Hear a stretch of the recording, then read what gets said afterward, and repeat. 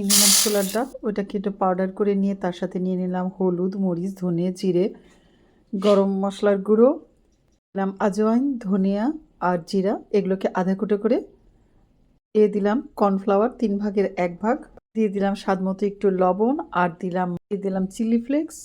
আজওয়াইনটা হাতে চেপে নিয়ে একটু দিলাম, ঘষে নিয়ে, তাহলে ফ্লেভারটা ভালো হয়। জিরাকে একটু ভালো করে কুটাকুটি করে নিলাম, নিয়ে তারপরে ঢেলে দিলাম। ঝাল মশলা এগুলো আপনারা আপনাদের স্বাদ অনুযায়ী নিয়ে নিতে পারবেন। তারপরে সবগুলোকে একসাথে করে ভালো করে মাখিয়ে নেবেন। দেখতেই পাচ্ছেন আমি কিভাবে করে নিলাম। তারপর সবগুলোকে একসাথে করে তারপরে দিলাম 1/3 ভাগ কর্নফ্লাওয়ার, তারপর দিয়ে দিলাম এর সাথে কর্নফ্লাওয়ার আর বেকিং সোডা। বেকিং সোডাটা আমি 1 চা চামচ পরিমাণ নিলাম।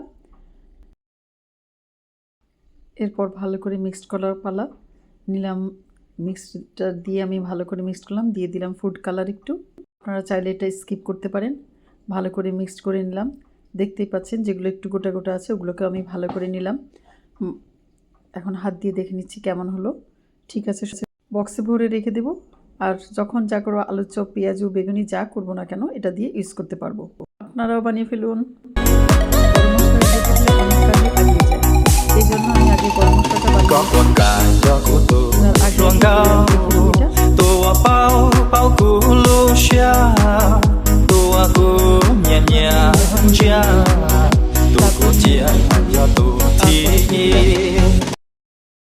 পরপরই দিয়ে দিলাম এলাচ।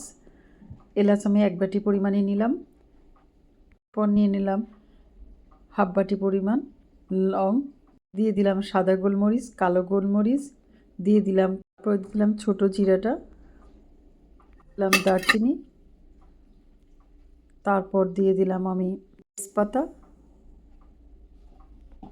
তারপর দিয়ে দিলাম মৌরিটাও আমি ওরকম 1 বাটি দিলাম। তারপর দিয়ে দিলাম কাবাব চিনি, জানি না এটা কেন নাম রেখেছিল কাবাব চিনি। তারপর দিয়ে দিলাম কাশ্মীরি মরিচ 3টে দিয়ে দিলাম।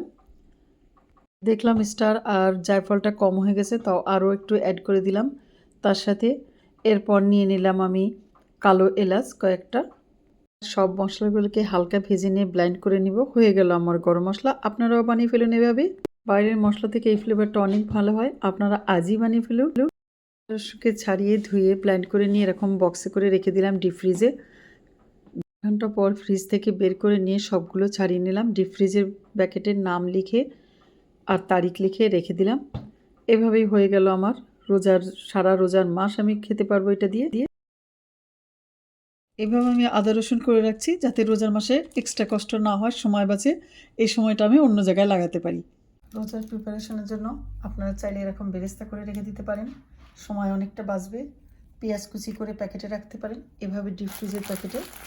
আবার মনে করেন আদা রসুন ব্লক করেও রেখে দিতে পারেন পেস্ট করে, আবার এভাবে কুচি করে রেখে দিতে পারেন, যার যেটা সুবিধা। আমার বড় বোন সবসময় এভাবে রেখে দিত, বড়পা নেই, কিন্তু বড়পার কথা মনে করছি আর এভাবে করে রেখে দিচ্ছি।